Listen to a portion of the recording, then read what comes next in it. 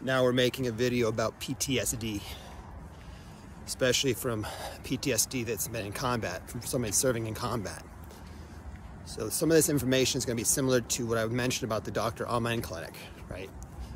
So recently, the famous actor Mel Gibson was on a Joe Rogan podcast. I've heard other stories similar to this. But remember, his behavior was erratic and manic in the past.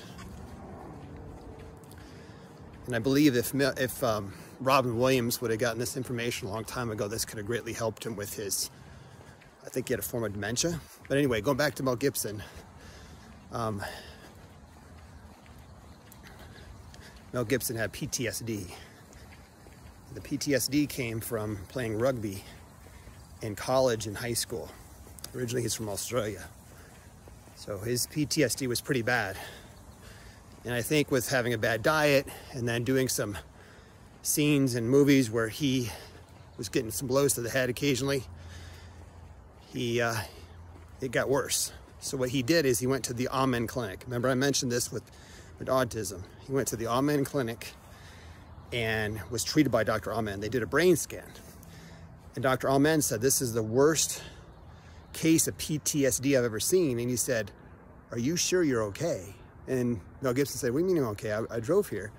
He goes, "It's just the worst I've ever seen. It's really bad." And Dr. Amen's done 250,000 scans of brains, especially for athletes and NFL players and people with mental disorders, or mental issues, I should say. So he put him on a protocol, high omega-3 fatty acids, methylated B vitamins. The main thing that he did right away, and this made the biggest difference, is he put him in a hyperbaric chamber, HBOT therapy. It starts to oxygenate the body, starts to bring down inflammation. A lot of people with brain issues are dealing with some kind of infection, most likely, underlying subclinical or clinical infection, viral or bacterial infection.